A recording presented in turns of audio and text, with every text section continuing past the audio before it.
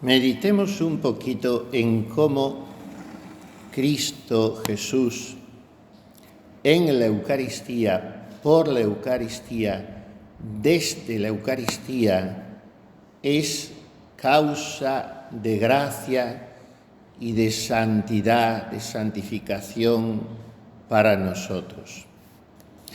Hemos dicho de varias maneras que Él ha querido dejarnos, instituidos, fundados por Él, 7 canales de gracia, 7 señales sensibles, signos sensibles, 7 instrumentos para aplicarnos el fruto de su pasión y muerte, que son los 7 sacramentos.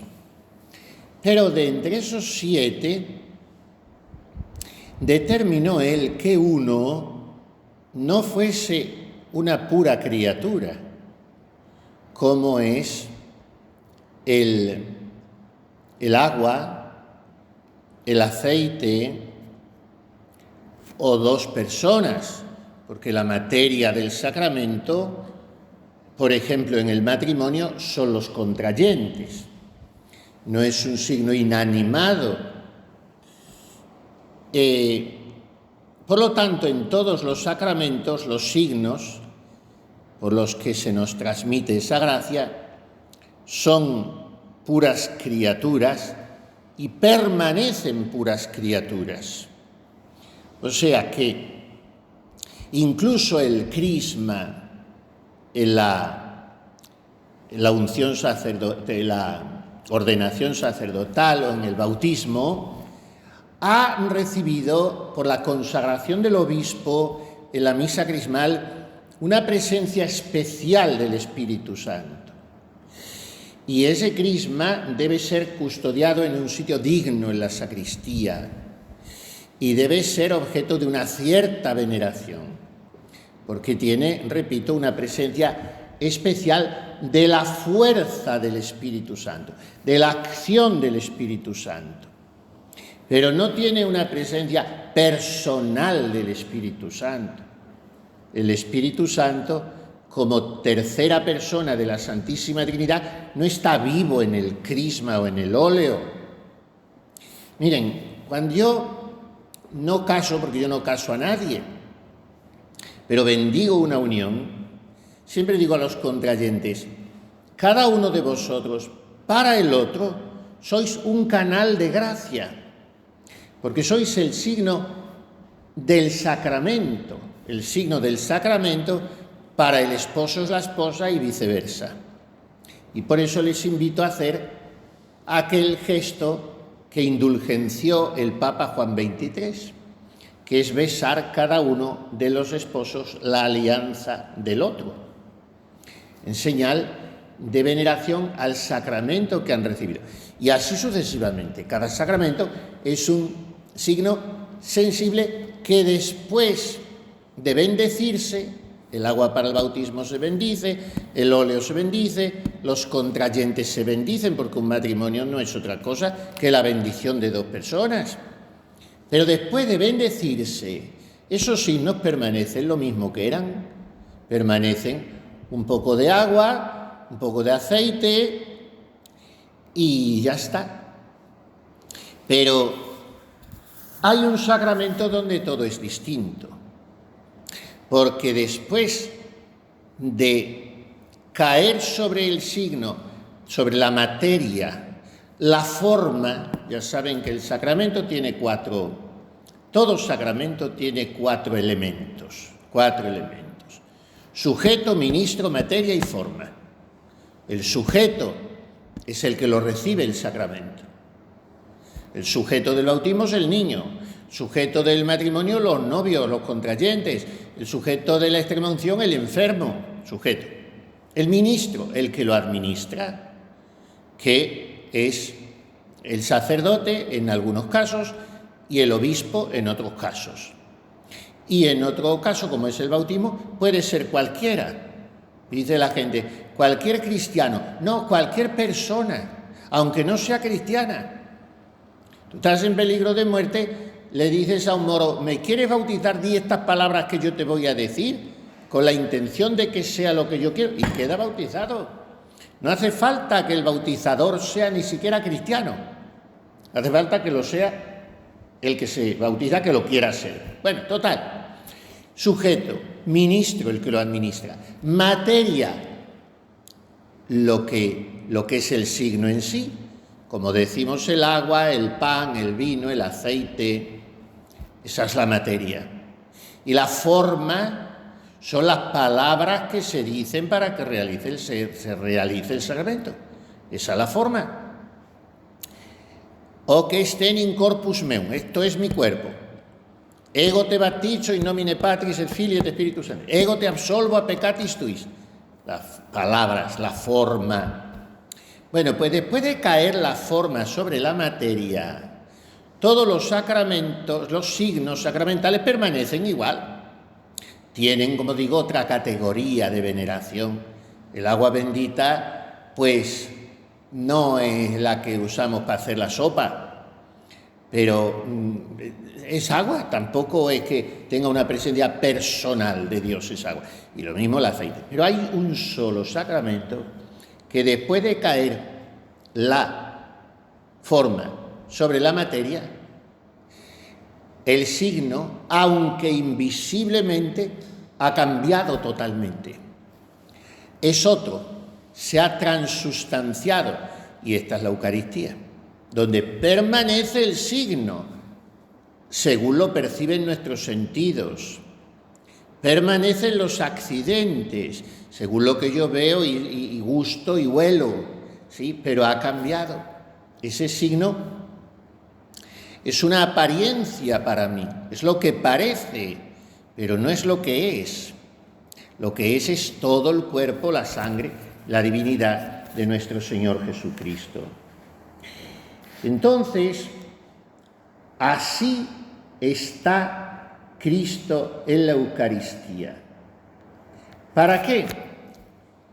Porque no ha querido que el fruto de su pasión y muerte nos lo dé el signo, sino que nos lo da Él mismo. Fíjense, lo más grande que tenemos en nuestra vida, lo dijimos el otro día, no nos lo da la Eucaristía, nos lo da el bautismo. Sin bautismo no hay nada. El bautismo nos ha dado a la Santísima Trinidad. Pero esa Trinidad no se nos ha dado ella misma, sino que se nos ha dado a través del agua, del ministro, de las palabras de la Iglesia. Y así con los demás sacramentos. Pero es que en la Eucaristía viene el mismo Jesucristo y se nos da Él mismo, es distinto a todo. Y dice en uno de sus himnos, Santo Tomás de Aquino, se dat suis manibus, se da con sus propias manos a sí mismo, como si se tomara Él su propio cuerpo y se nos entregara a nosotros.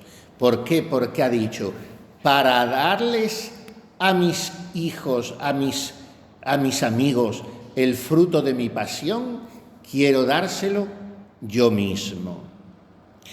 Porque tanto es lo que estima Jesucristo nuestra santificación.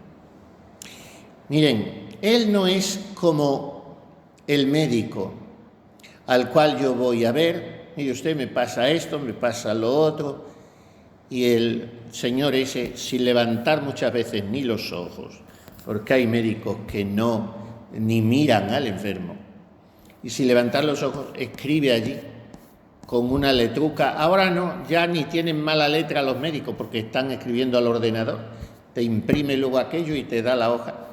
Tómese usted esto. Y hasta él ni ha mirado a veces al enfermo, ni le ha tocado. Fíjense si no son necesarios los médicos, que en la pandemia se puso la moda de atender por teléfono y siguen atendiendo por teléfono, lo cual te demuestra que no es necesario para nada. Con el montaje aquel que se inventaron para matar gente, que bastante se... al teléfono y ya está, como la gente no sale. Y eso se ha impuesto. Y vaya usted al psicólogo, esto lo hace mucha gente también, por videoconferencia. Y el otro allí sentado, ni ve al enfermo, ni le toca, ni nada de nada. Cristo no es así. Cristo se nos da en la Eucaristía como médico y como medicina y como farmacéutico y como acompañador y como el que nos está preguntando a cada paso cómo estamos y como el que nos mejora. ¿Por qué? Porque Él es el que nos da la gracia que cura nuestra dolencia. Imaginemos un hombre inmensamente rico que quiere dar el precio de un rescate para que a un secuestrado se le deje en libertad. Y le dice a un criado que tenga: mira, toma este cheque de 1 millón de euros y vas y se lo das a los secuestradores o lo dejas donde ellos han encargado y ya está. Te vienes tú con mi amigo, con mi hijo o quien sea, el que está secuestrado. Bueno, pues Cristo no es así. Él mismo es el rescatador y el rescate, porque Él mismo es el precio que se da para liberarnos.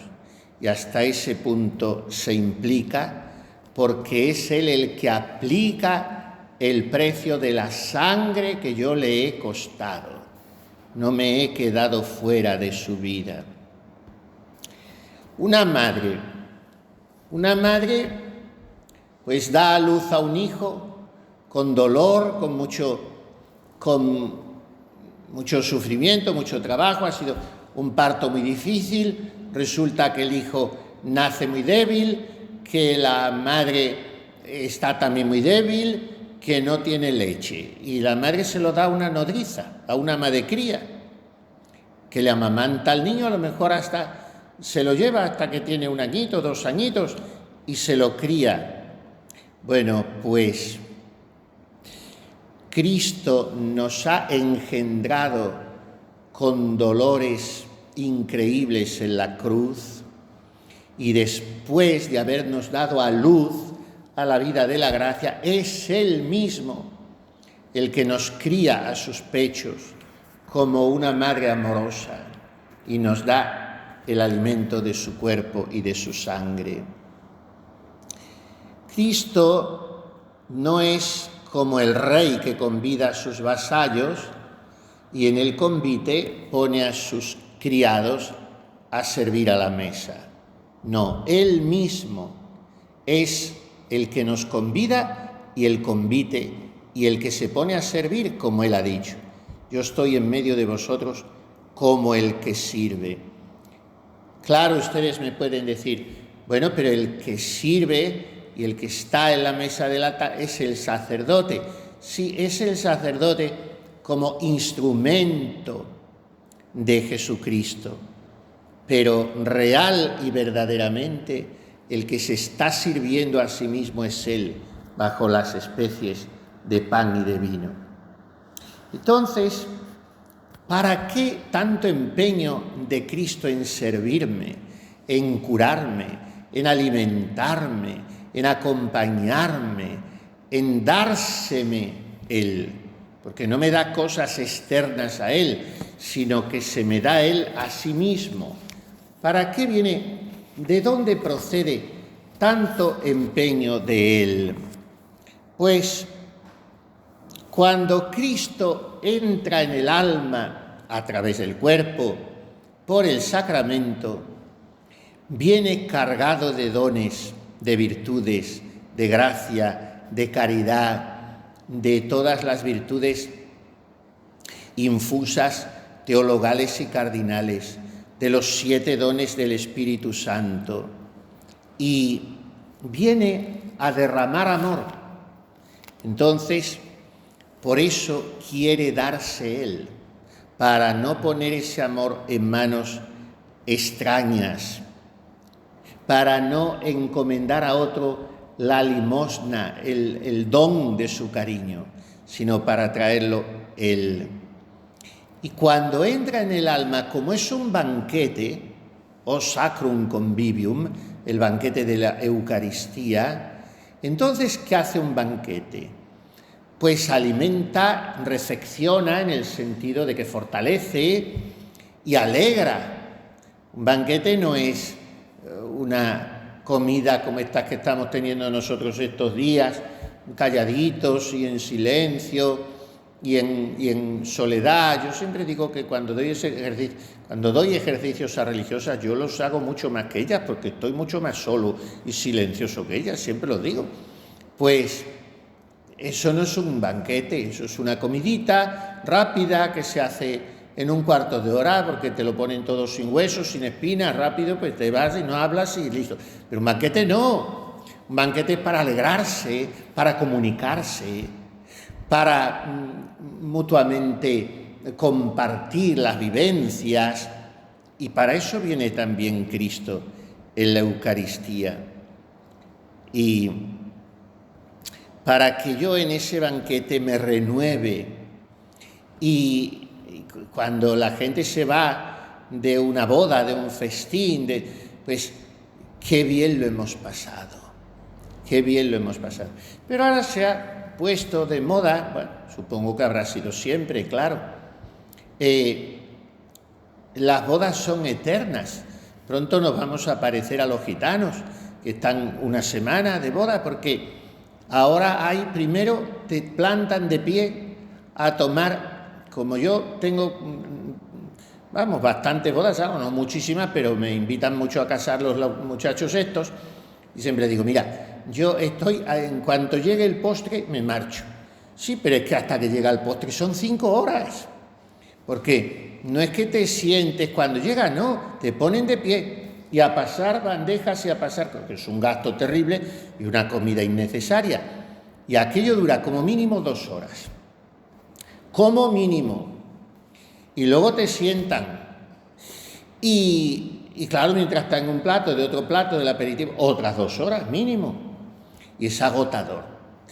Pero además, cuando eres el sacerdote, encima vas vestido de monseñor, que te tienes que poner lo mejor que tienes, como se lo ponen ellos, pues llegas allí al cóctel, al aperitivo.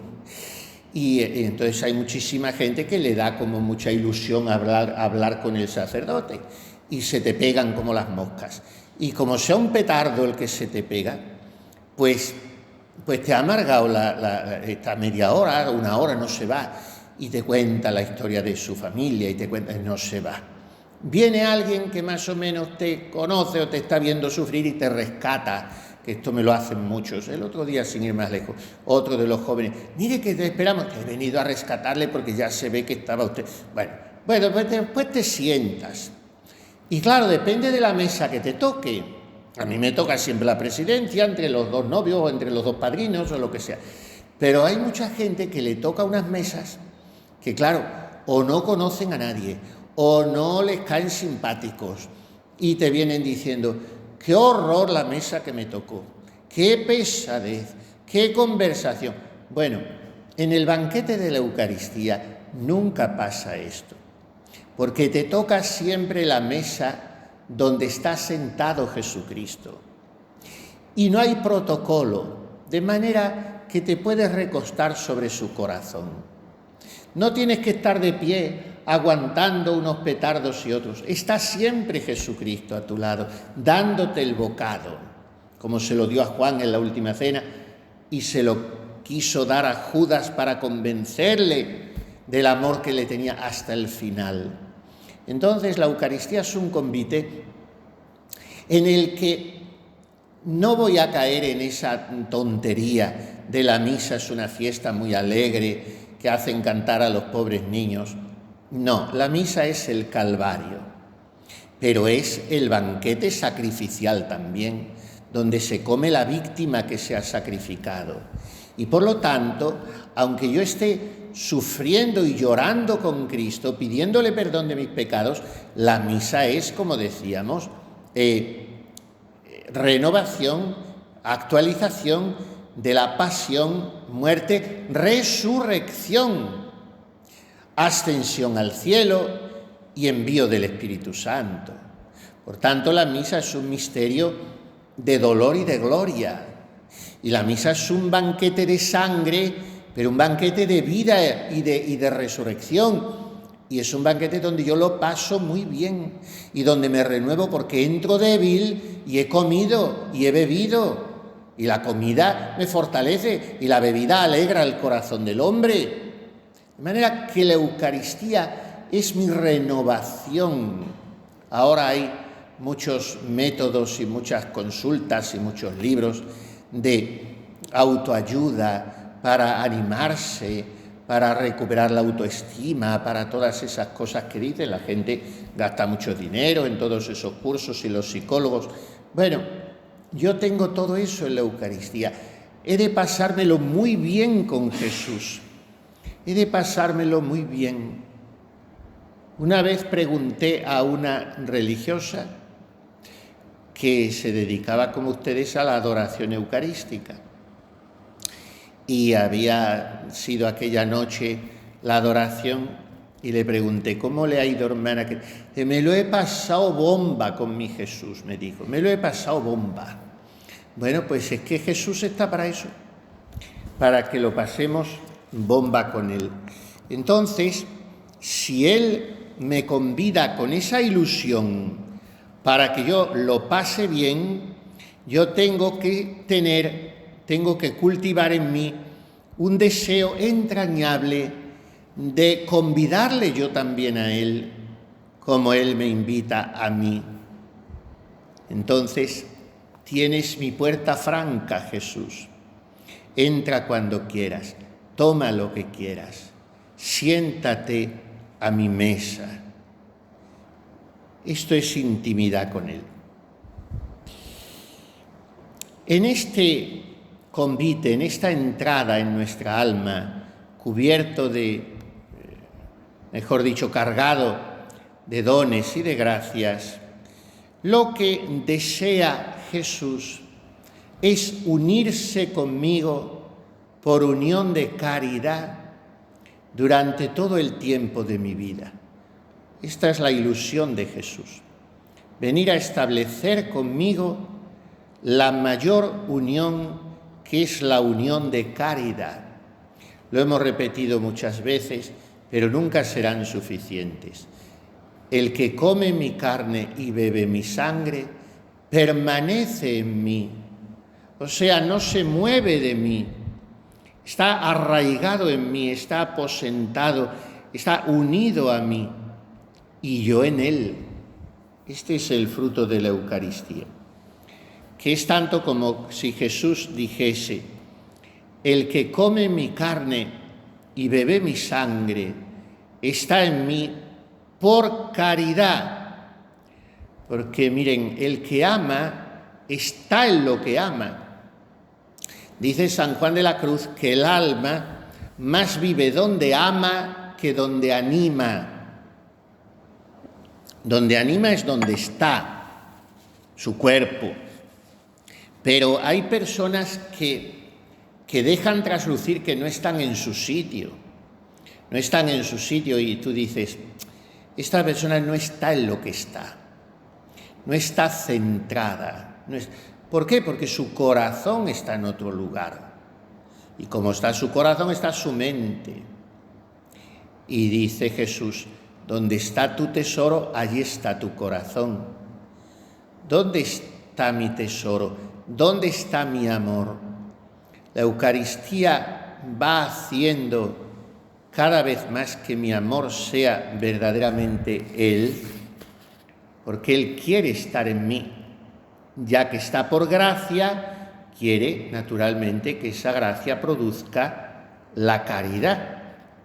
Y esto no solamente, hemos dicho, mientras dura el tiempo de esa comunión, de ese contacto eucarístico, de ese manjar sensible en el cuerpo, sino que Él quiere que eso dure como de asiento, como de manera permanente, como que se vaya eucaristizando, cristificando, divinizando, transformando mi vida.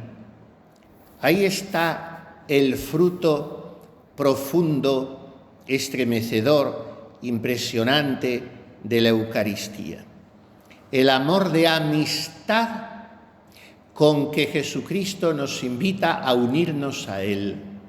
Un Dios a su criatura. Amor de amistad significa de igual a igual. Significa compenetración, sintonía, compartir la vida.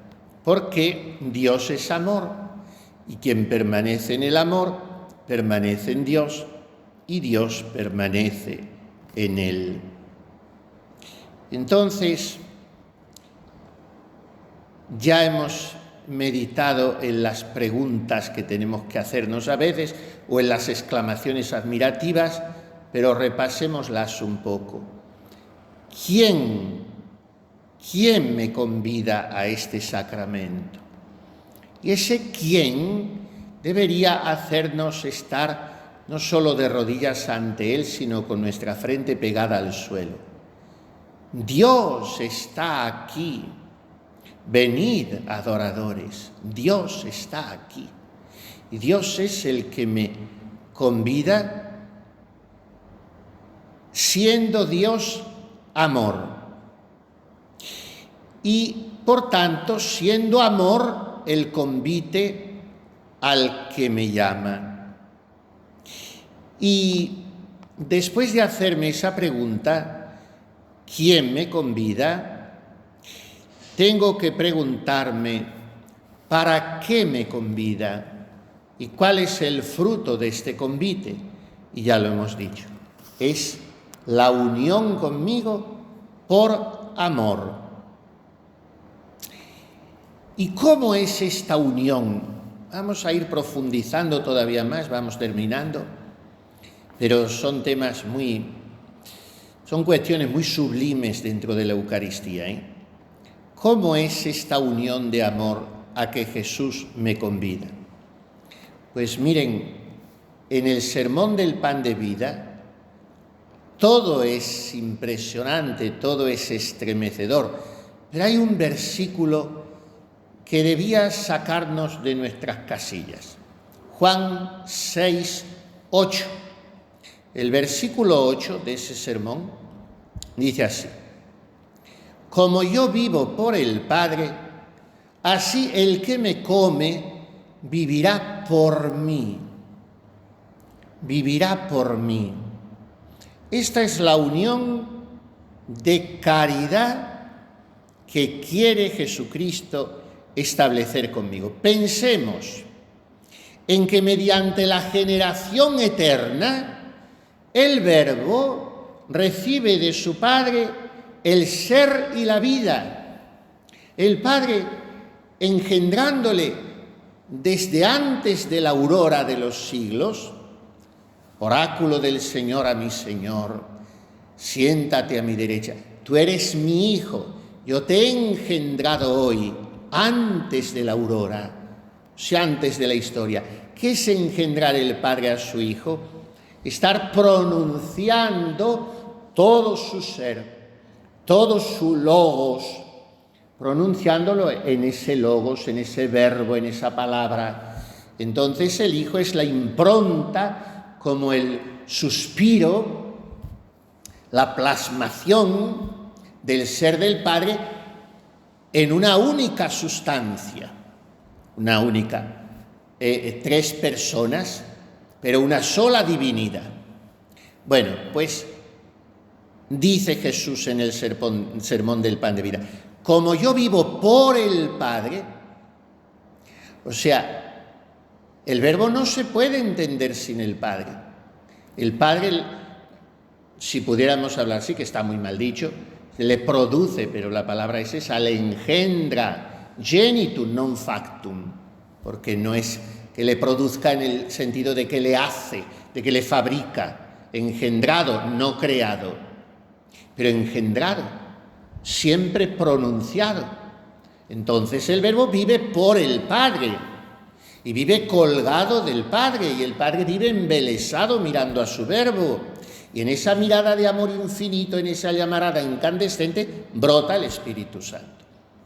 Pues, como yo vivo por el Padre, así el que me come vivirá por mí. O sea, por la generación eterna trinitaria, el Hijo vive con su Padre, en su Padre, de su Padre, por su Padre, porque es Dios como y con su Padre. Y es sabio, bueno, santo, infinito, todopoderoso, misericordioso, como su Padre. Y con su Padre. Y con su Padre el Verbo tiene un mismo sentir, un mismo querer, un mismo obrar en todas las cosas. Pues mire, todo esto que estamos diciendo del Verbo en relación con su Padre, me ocurre a mí en relación con el Verbo al comulgar. Como yo vivo por el Padre, el que me come vivirá por mí. O sea que tendré los mismos sentimientos de Cristo, la misma vibración de Cristo, el mismo sentimiento filial del Padre que tiene Cristo, el mismo abrazamiento del Espíritu Santo que tiene Cristo. Viviré por Él. Al comerle en el sacramento, podré yo decir lo de San Pablo: vivo yo. O sea que yo no he cambiado, yo no he desaparecido, yo sigo existiendo, vivo yo, pero no soy yo, es Cristo quien vive en mí. ¿Por qué? Porque para mí la vida es Cristo y Cristo en el sacramento.